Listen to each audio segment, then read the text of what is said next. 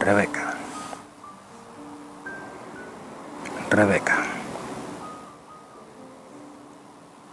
Hola, estimados aficionados al séptimo arte. En esta ocasión voy a hablar del largometraje Rebeca, de 1940. El primer film rodado en los Estados Unidos por el director Alfred Hitchcock, que había tenido un gran éxito en su país natal, en su tierra, el Reino Unido de Gran Bretaña, Inglaterra. Alfred Hitchcock. La novela original en la que se basa esta cinta tiene el mismo título, Rebeca. Fue publicada en 1938, recibió una muy buena acogida por el público, tanto que el productor Selznick quiso llevar a la gran pantalla esta historia, este melodrama con tintes psicológicos y algo de suspense, y llamó al genio Alfred Hitchcock. Me gustaría que ustedes vieran la cinta primero, antes de lanzarse, de zambullirse a esta crítica cinematográfica. ¿Por qué? Porque Hitchcock era, pero todavía consigue que su arte, su magia, continúe engañándonos. Y por eso prefiero que ustedes vean la película y luego la parte en la que cuento momentos cruciales de la novela y del largometraje. Hitchcock es un maestro, y hablo en presente porque sus películas continúan jugando con nosotros. Es un maestro de engañarnos, de hacernos creer que las cosas van por un sitio y luego la trama discurrir por otro. Compañeros, Rebeca, la novela original fue escrita por una señorita, una joven, que más tarde en su vida reconocería que se sentía en mucho como un chico en el cuerpo de una mujer. Y esto es importante para entender un poco la novela Rebeca, la complejidad psicológica de sus personajes. Esta escritora británica tuvo en algún momento de su vida una orientación sexual hacia personas de su mismo sexo, cosa que en su sociedad era un tabú, estaba mal visto. Ella llegó a casarse, pero era bisexual, homosexual o como se quiera decir. Todo esto lo cuento porque influye en la trama, en la historia de esta novela. Esta película fue una de las más taquilleras de 1940. Fue un exitazo. Las mujeres acudían en masa a las salas de cine a ver Rebeca. La prenda de vestir que lleva la protagonista, que no es Rebeca, ella no es Rebeca, nunca vemos a Rebeca en toda la película. La prenda de vestir que lleva ella tomó el nombre de Rebeca precisamente por esta película tan popular. Hay una frase que se usó mucho en algún tiempo que es más mala que el ama de llaves de Rebeca. Tiene unos 43 años, es una solterona y dirige o gobierna con mano de hierro esa mansión o los trabajadores que realizan las labores en esa gran mansión. Ya les explicaré todo esto. Vamos por partes. Es más mala que el ama de llaves de Rebeca. Cuando alguien se encontraba con una persona mala, ruin, despiadada, astuta, siniestra, pues usaba esa frase. Les cuento un poco la historia.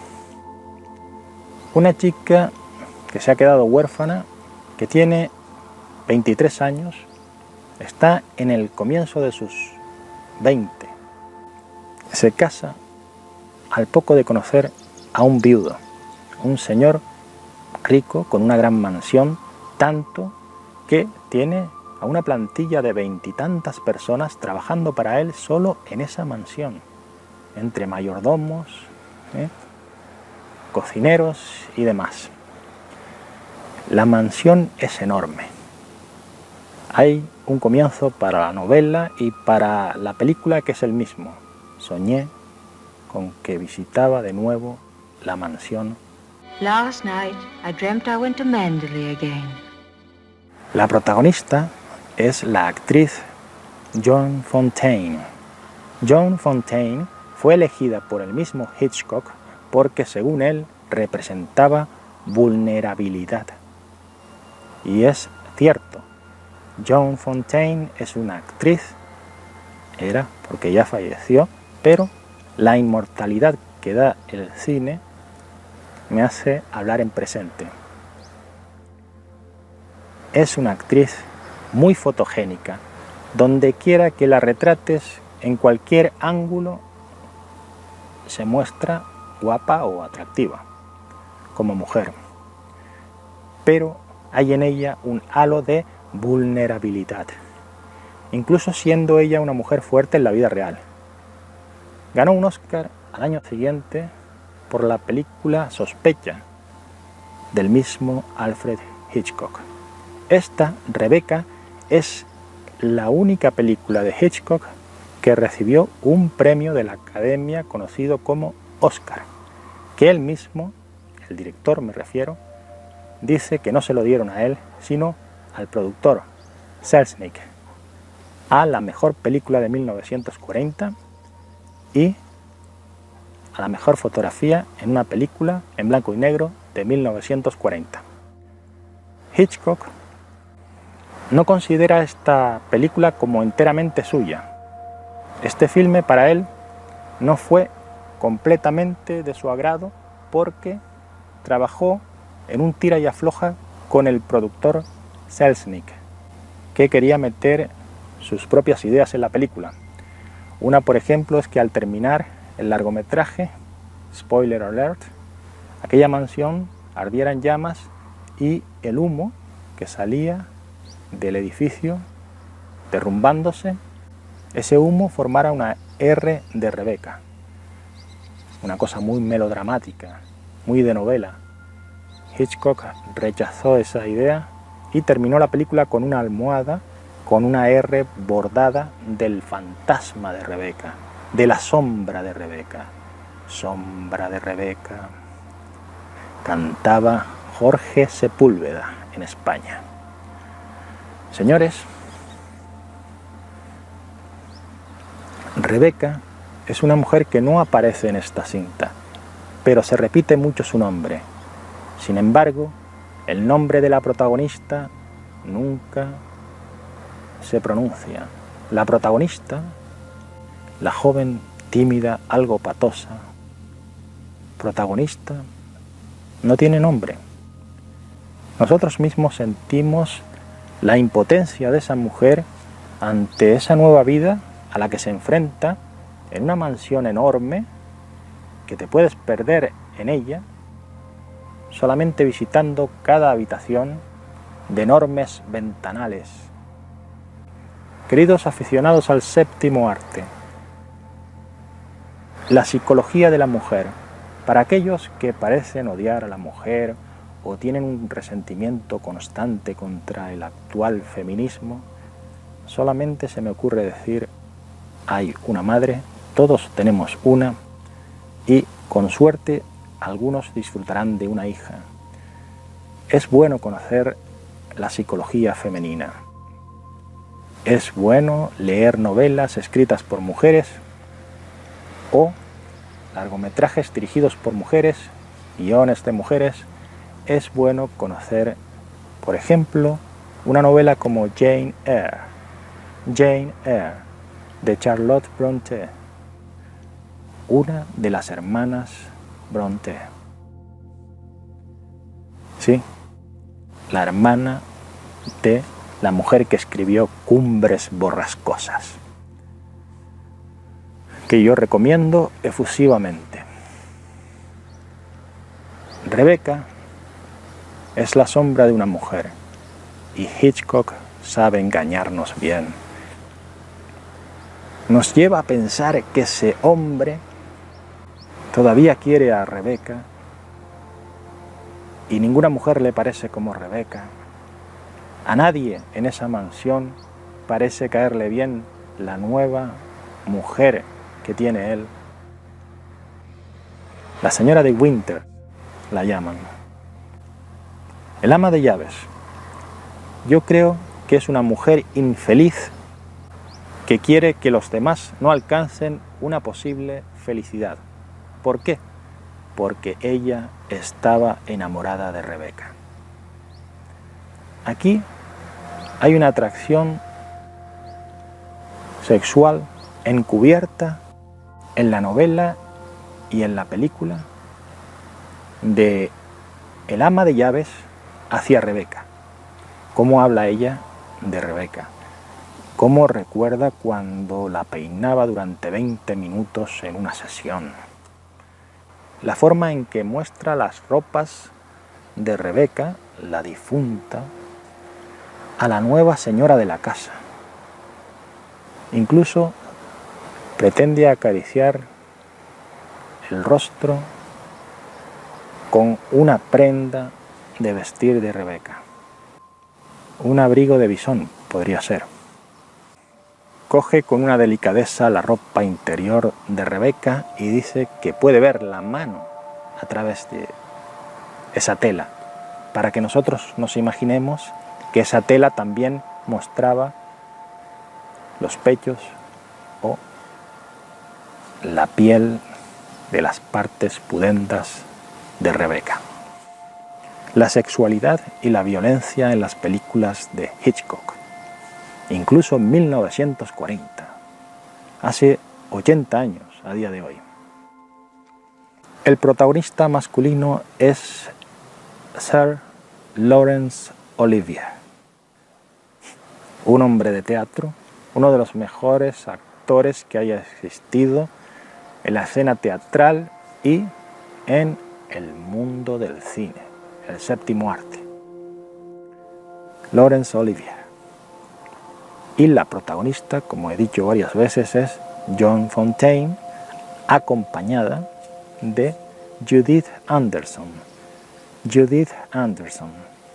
Esta mujer también tiene muchas tablas en el teatro, las tenía, porque también falleció, y es una perfecta malvada. Si alguna vez se recogiera una lista de los grandes malos del cine, tiene que aparecer la señorita Danvers, el ama de llaves de la película Rebeca. La señorita Danvers. Como dije anteriormente, este filme ganó un premio Oscar a la mejor fotografía.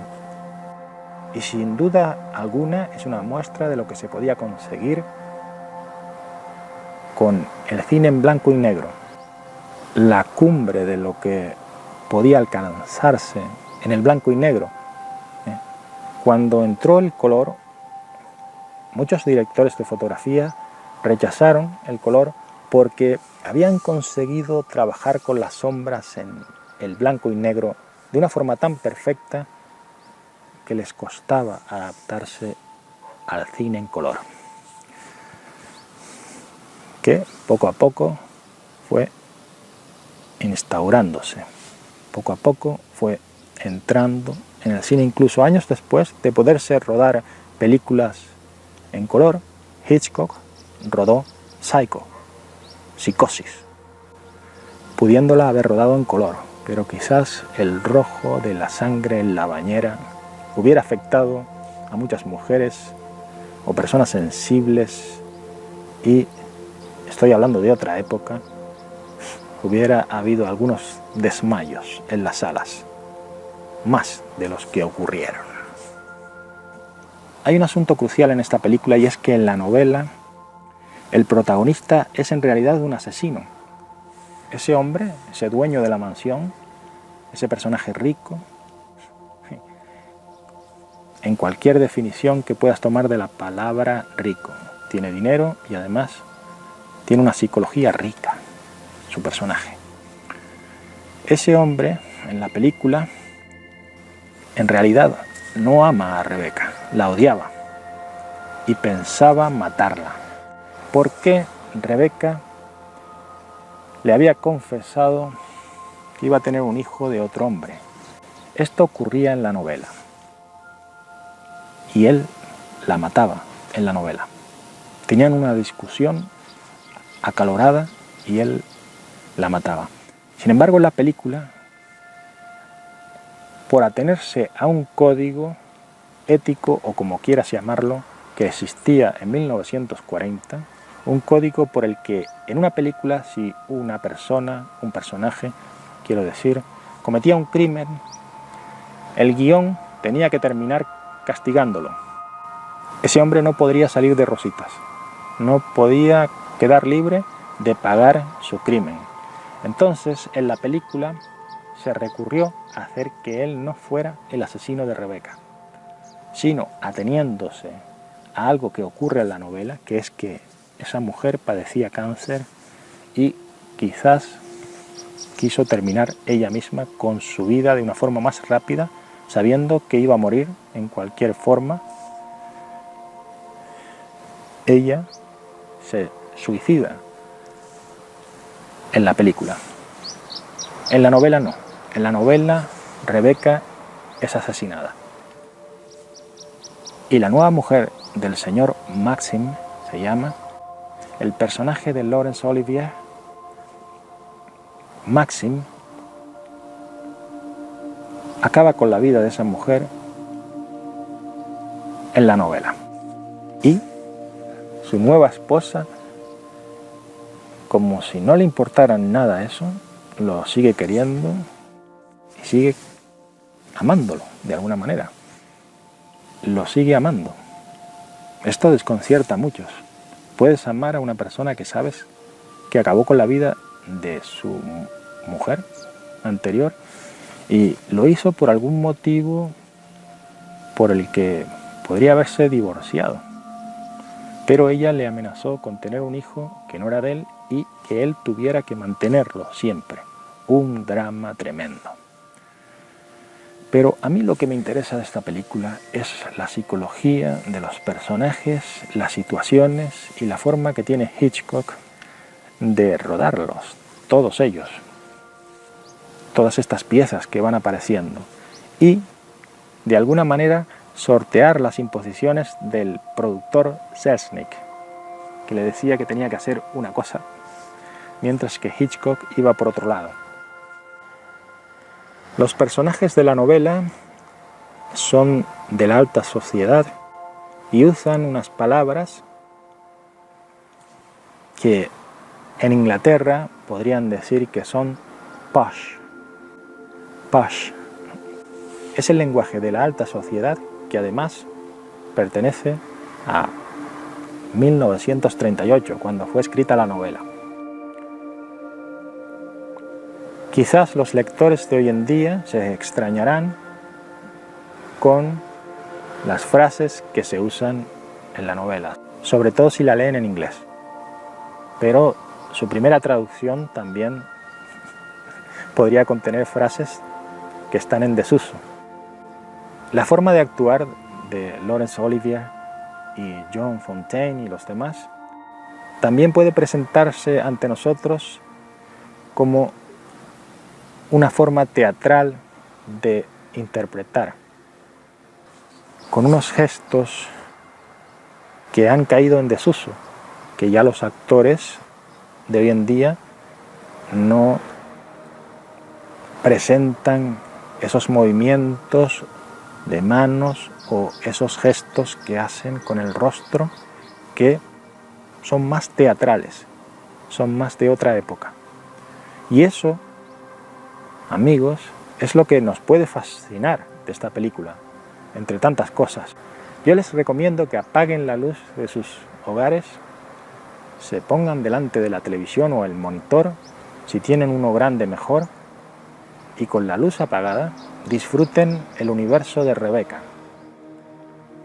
Sí, Hitchcock no tuvo todo el poder en sus manos a la hora de filmar esta cinta, pero tiene bastante de su toque, tiene bastante de un thriller psicológico con suspense. Además es un título muy importante dentro de la historia del cine. Cómo componer el personaje de una persona malvada, cómo realizar una serie de secuencias en las que tú llegues a odiar a esa persona. Esta nueva mujer que tiene Maxim es jovencita, es inexperta, es cándida, se deja pisotear. Como decía François Truffaut, en las conversaciones que tuvo con Hitchcock, recogidas en un libro que se hizo muy popular entre cinéfilos, esas conversaciones que tuvo Truffaut, conversaciones inteligentes, en las que nos descubrían algunos secretos de las películas de Hitchcock, Truffaut se imaginaba a Hitchcock y los guionistas haciendo que la protagonista fuera tan patosa que se le cayeran las cosas y pidiera perdón constantemente por ello. Es una persona de otra época que no tuvo el cariño de los padres porque era huérfana, que tenía ese ideal de casarse con un hombre que la cuidara, y Joan Fontaine es perfecta para este papel. Toda esa vulnerabilidad de la que hablé al principio. Es delgada, llora ante situaciones difíciles, a veces saca coraje y se enfrenta. Cuando le aprietan mucho las tuercas, ella llega a defenderse. Ella hay un momento en la película en que dice: yo soy la nueva señora de Winter, yo soy la dueña de esta casa, porque el ama de llaves pues está o parece estar enamorada del fantasma de Rebeca. Llega a susurrarle al oído a la nueva señora de Winter que se arroje por una de las ventanas, que se tire, que acabe con esa infelicidad que según su cabecita loca está ahí. Ella no es feliz porque nunca podrá suplantar a Rebeca, que era muy inteligente y muy guapa, lo cual no es una verdad completa. Rebeca era una persona manipuladora, era bella, sí, inteligente también, pero era ruin. Pasan las décadas y seguimos imaginando cómo podría ser Rebeca, porque nunca la vemos en la película. La música pretende guiarnos para hacernos sentir una sensación alegre o triste, es rápida o lenta, o evoca situaciones de tristeza en ocasiones o un drama tremendo en otras. La música en esa época era como una guía que le iba diciendo al espectador: ahora un momento alegre, ahora un drama tremendo. Recomiendo el largometraje Rebeca, seguir estudiando la filmografía de Alfred Hitchcock, que me gustaría ir sacando poco a poco. Un hombre con una tremenda complejidad psicológica en sí mismo. Un hombre, les cuento una anécdota, que rodando una película en el Reino Unido de Gran Bretaña, le dijo a una actriz que tenía que zambullirse en las aguas de un muelle, y esta mujer le contestó que no podía porque estaba en esos días. Y él le preguntó extrañado: ¿qué días? La señorita tenía la regla, la menstruación, y Hitchcock no comprendía aquello. Su madre, una mujer muy reservada y muy a la antigua, nunca le explicó que las mujeres tenían eso alguna vez al mes. Hitchcock, ya adulto, siendo director de cine, no sabía que las mujeres tenían la regla. Ese es un ejemplo de la complejidad psicológica de un hombre que entendió a la mujer casi a la perfección a lo largo de su carrera, porque sus personajes femeninos son muy interesantes, muy complejos, muy ricos muy atractivos, y sin embargo fueron filmados por un hombre que en principio no se relacionaba mucho con las mujeres, en el tema sexual sobre todo, y lo dejo en el aire. Hasta el programa que viene, si es que hay un programa que viene, que tengan ustedes un día agradable. Gracias.